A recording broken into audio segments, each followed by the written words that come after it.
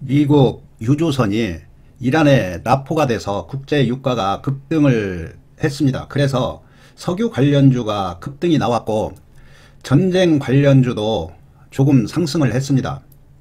이렇게 지수가 하락폭이 크면 이런 핵심적인 테마주들이 급등이 잘 나옵니다.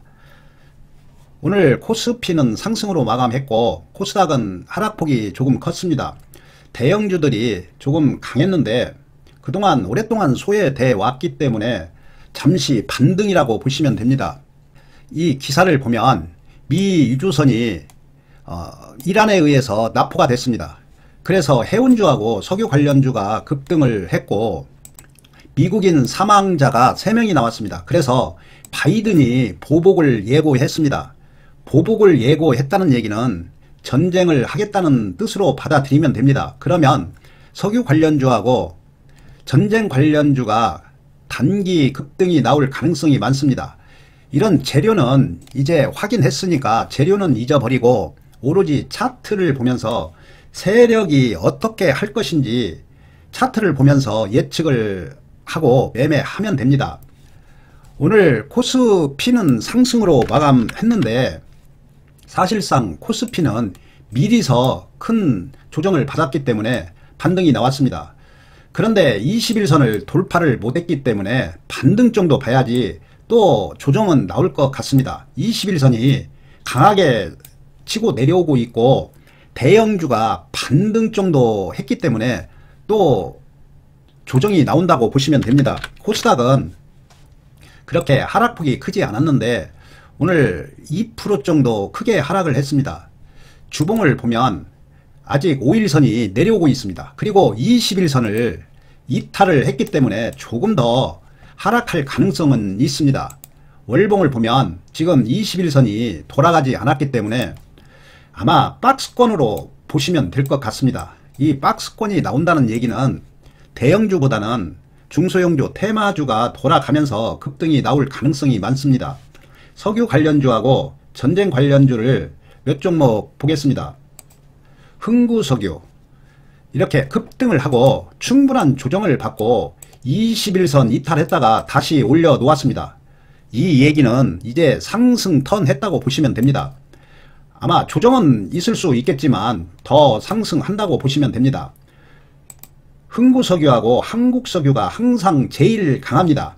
한국석유를 보면 한국석유도 흥구석유처럼 21선 약간 이탈하고 5일선 안착시켜 놓았습니다. 이 얘기는 이제 하락을 멈추고 상승 턴 했다고 보시면 됩니다.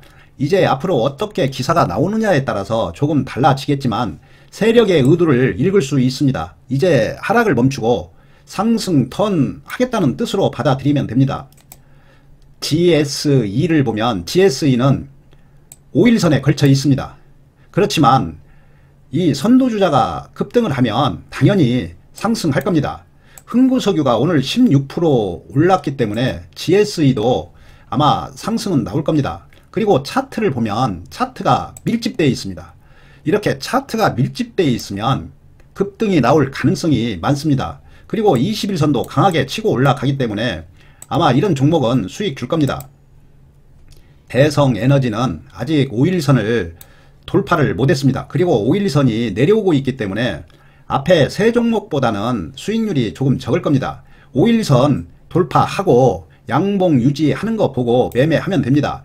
여기 보면 이렇게 하락을 하고 분명히 5일선을 돌리고 급등이 나옵니다. 항상 5일선을 보면서 단기 매매를 꼭 해야 됩니다. 중앙 에비너스는 옛날에는 대장주 역할을 했는데 요즘은 2등주, 3등주 역할을 합니다.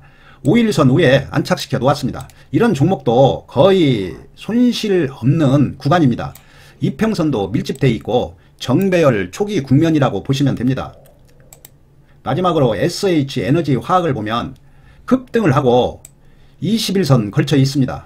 그런데 오늘 음봉이 났기 때문에 내일 5일선 돌파하고 양봉 유지하는가 보고 대응하면 됩니다. 바이든이 보복을 하겠다고 선언했기 때문에 전쟁 관련주도 지켜보면서 매매하면 수익 줄 겁니다. 지역난방공사, 한국가스공사 이 대형주들이 오늘 강했습니다. 거기에다가 재료까지 있으니까 이 두 종목이 급등이 나왔는데, 이런 종목은 추격 매수 하면 안 되고 항상 눌림을 줄 겁니다. 조금 더 상승을 하겠지만 그래도 눌림은 분명히 나오니까 추격 매수는 하시지 말고 관심 종목에 넣고 눌림 나오는 거 보고 항상 중장기 매매 스윙 투자 할 때도 21선을 꼭 봐야 됩니다. 어떤 식으로든지 21선을 터치합니다. 전쟁 관련주 몇 종목 간단하게 보겠습니다. 픽텍 이렇게 급락을 하고 5일선 위에 안착시켜 놓았습니다. 하루 이틀 조정은 있을 수 있지만 상승하겠다는 뜻으로 받아들이면 됩니다. 세력의 동향을 읽을 수 있습니다. 휴니드도 이렇게 하락을 하고 오늘 5일선 위에 안착시켜 놓았습니다. 그리고 휴니드는 이 이평선을 보면 밀집되어 있고 정배열 초기 국면입니다. 물론 빅텍보다 수익률은 적겠지만 안전합니다. 스페코를 보면 스페코는 급등이 나왔는데 차트를 보면 이렇게 역배열입니다. 그래서 이런 역배열에서는 계속 이렇게 상승이 하지를 못합니다. 항상 이렇게 역배열에서는 눌림을 꼭 줍니다. 이제 5일선을 돌파 못했으니까 이런 종목은 매매하면 안 되고 5일선 돌파하는 거 보고 매매하시기 바랍니다. 여기에서 이렇게 조정을 받고 한 단계 더 하락할 가능성도 있습니다. 퍼스텍은 5일선을 돌파하긴 했는데 조금 약합니다. 그래서 하루 이틀 지켜보면서 5일선 확실하게 돌릴 때 매매하면 됩니다. 어떤 식으로든지 5일선은 돌리고 꼭 상승을 합니다. 한일 단조를 보면 한일 단조도 5일선 돌파했습니다. 이런 종목도 거의 손실은 없고 수익 줄 겁니다. 대성 하이텍은 조금 거래량이 없습니다. 이런 종목은 조금 배제시키는 게 좋습니다. 대형주로서는 현대로뎀을 보면 완전히 이평선을 지금 돌리고 있습니다.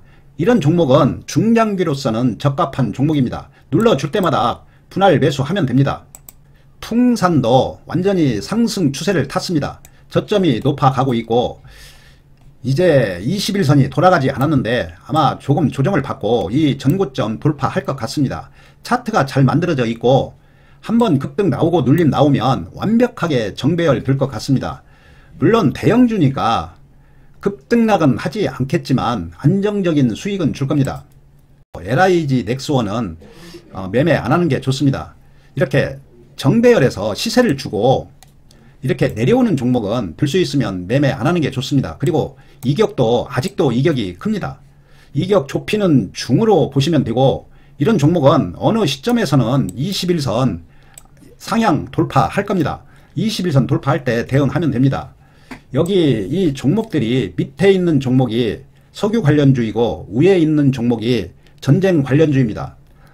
항상 매매할 때는 확실할 때만 한 번씩 매매해서 수익 얻으면 됩니다. 무작정 잦은 매매를 하면 절대 돈 벌 수 없습니다. 확실할 때만 한 번씩 매매하시기 바랍니다. 그리고 기사에 너무나 집착을 하면 추격 매수하니까 오로지 기사는 확인하고 잊어버리고 차트만 보고 매매하시기 바랍니다. 감사합니다.